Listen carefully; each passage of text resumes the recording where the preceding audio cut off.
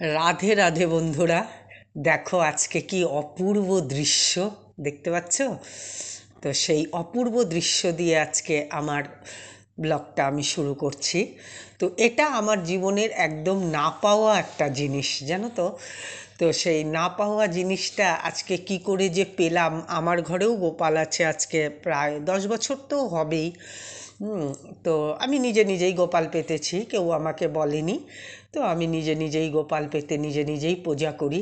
কিন্তু আজ যে একটা এত অপূর্ব জিনিস আমি অনুভব করতে পারলাম। তো ওনারা আমাকে বুঝতে পারলাম না, গোপালগুলো দিয়ে দিচ্ছে। যার কোলেই গোপাল আছে, তিনজনের, ওরা দিয়ে দিচ্ছে আমাকে, দিয়ে বলল সারা ঘর ঠাকুর ঘর ঘুরিয়ে টুরিয়ে নিয়ে আসতে। দেখো না, আমি উল্টা নাইটি পরেই চলে গেছি, বুঝছো, কি বলবো আর। এতটাই আনন্দিত যে সেটা আর আমার বলার ভাষা নেই আর কি। হ্যাঁ। তো এরকম মনে হচ্ছে কি একদম তাকিয়ে আছে। তাহলে বন্ধুরা, এইভাবেই আজকে সুপ্রভাত হলো তোমাদের সামনে। তো সবাই কেমন আছো? আমি তো আছি, কোনো রকমই চলছে। তো ঠান্ডাও পড়ে গেছে, দেখো না, একদম তোমার তোমার উল্টো নাইটি পরে এই অনুভূতিটা নিয়ে যাচ্ছে। আর ওদিকে আমার ছোট ছেলের প্রচণ্ড সর্দি জ্বর, কি বলবো আর, সারা বাড়িতেই আমাদের সবারই হয়েছে, লাস্টে আর কি ওর হয়েছে। তো সেজন্য এই যে এখন নিয়ে দিয়ে আছে অনেকক্ষণ থেকেই। তো ওর বাবা সকালে ঠাকুর প্রণাম করছিল। তো ওর বললো হ্যাঁ, একটা এরকম জিনিস পাওয়া, যেটা আমরা আর কি কল্পনা করতে পারিনি। তারপরেও তোমাদের সেই গল্পটা করছি আরও আর কি। তারপরে তো বন্ধুরা, তো এরকম করে কথাবার্তা হতে হতে এবার টাকা দিলাম আমার সামর্থ্য অনুসারে আর কি। তারপরে বন্ধুরা, কথাটা হচ্ছে এটাই যে ওনারা আর কি 21 জন খেতে চেয়েছিল, বুঝছেন। কিন্তু আমি 5 জন হলে আর কি আমি পারতাম, কিন্তু 21 জন আমি সত্যি সত্যিই পারিনি। কিন্তু খুব খারাপ লাগলো এটাই, যে আমিও সবসময় চাইতাম যে যেন আমি এরকম খাওয়াতে পারি। কিন্তু দুর্ভাগ্য এমন হয়ে গেল যে আমার পক্ষে আর সম্ভব হয়ে উঠলো না। খুবই খারাপ লাগলো। তো যাই হোক, কি বলবো আর। এবার আমি আর আমার ছোট ছেলে মিলে যাচ্ছি হচ্ছে কোথায় বলো তো, ওই যে আমি ভ্যাকসিন দিতে যাচ্ছি, আর ওই একটু সর্দি কাশির জন্য ও দেখাবে আর কি ডাক্তার। তো সেজন্য যাচ্ছি আর কি ডাক্তার দেখাতে। তো এবার যখন ডাক্তার দেখিয়ে বাড়ির দিকে আসছে আর কি, তখন আমাদের মোড়ে দিদির দোকান আছে, উনি সবজি বিক্রি করে। তো তখন ওনার বাড়িতেও আসছে, উনি ওই 51 টাকা দিয়েছে আর কি, দিয়ে ওনার বাড়িতেও 21 জন খেতে, গোটাটা পাড়াই আর কি ওরা ঘুরেছে, আসছে হচ্ছে নবদ্বীপ থেকে ওনারা। তারপরে তো সেই এখন 21 জন শুনে তো সবারই একটা যে পারবে তার পক্ষেও ফট করে অনেকটা বেলা হয়ে গেছে, হ্যাঁ, রান্নাবান্না করে।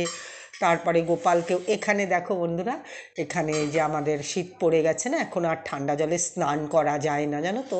এই যে এখানে বাইরে আমরা গরম জল করি, যে এখানে গরম জল হচ্ছে। তো এই যে বাড়িটা ট্যুর করে একদিন তোমাদের দেখাবো। এই যে এইটা হচ্ছে আমাদের ঠিক পাশেই আর কি। দেখো না, একদম গা ঘেঁষে বাড়ি করছে।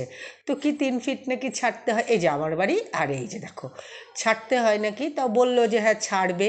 আর এখানে সাবমার্শালই তো বলে জল, তা না ছাড়া এমনি টিউবওয়েলে এখানে জল ওঠে না। এত আয়রনযুক্ত মাটি না, প্রচণ্ড শক্ত। তবে এবার অনেকটাই নাকি নরম হয়েছে, কেননা এবার পরের দিকটা বৃষ্টি হয়েছে। তো বৃষ্টির জন্য এই যে এইটুকু যখন ওরা গর্ত করছিল, তখন এর মধ্যে জল হয়ে গেছিলো, আমি আমি নিজেই দেখেছি আর কি। তো দেখো চারিদিকের পরিবেশটা কীরকম যেন একটা রোদটা বোঝা বোঝা, ভালো, যথেষ্টই ঠান্ডা পড়ে গেছে।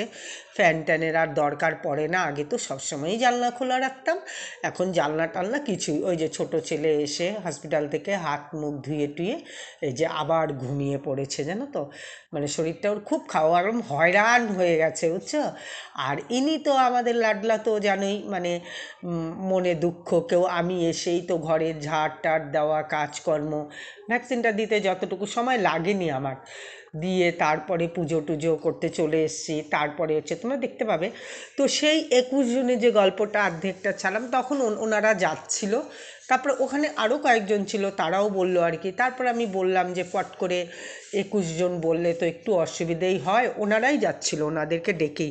তো আপনারা যদি এরকম 3জন 4জন করে বলতেন তাহলে, মানে না আমরা তো মানে ওরা গোষ্ঠীবদ্ধ, বুঝতে পারলা। তো আমরা তো ওইভাবে খাই না, তো আমরা একসাথে, আমি একসাথে যখন পাচ্ছেন না, ভগবান সবই বোঝে।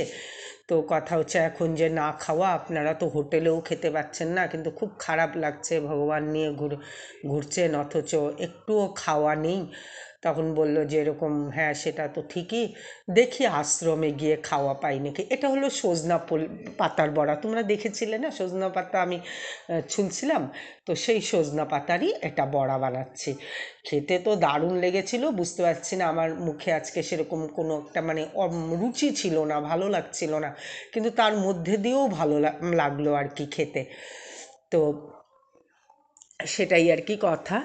তো জানি না কেমন, অনেক ভয়তে ভয়তেই ভিডিও করলাম। হ্যাঁ, এই যে আমার ছোট ছেলেই সবসময় এই যে ওকে খাওয়ায়। তো এবার মানে দুষ্টু তো প্রচণ্ডই, তোমাদের তো আগেই বললাম বায়নাক্কার। এবার আমি খাওয়াতে গেছি, তাও ভাগ্য ভালো বলবো যে ও আজকে খেয়ে নিয়েছিল, জানো তো, আমার অত কষ্ট হয়নি। তো ওর বাবা বাইরে ছিল, তো বড়টা আবার সকালে খাওয়াতে পারে, কিন্তু দুপুরে ভাত জাতীয়টা ও আর পারে না। তো যাই হোক, আমি বললাম না, 3টে বেজে গেছে, ও এখন খাবে, হ্যাঁ 2:45-র মতন। তখন সকালে একটু কিছু খেয়েছিল, আমরাও ছিলাম না, মাঝখানে আর কিছু খেতে দেইনি। তো সেই ইসেতে দেখলাম যে না। তাহলে টাটা বন্ধুরা, সবাই ভালো থাকো, সুস্থ থাকো।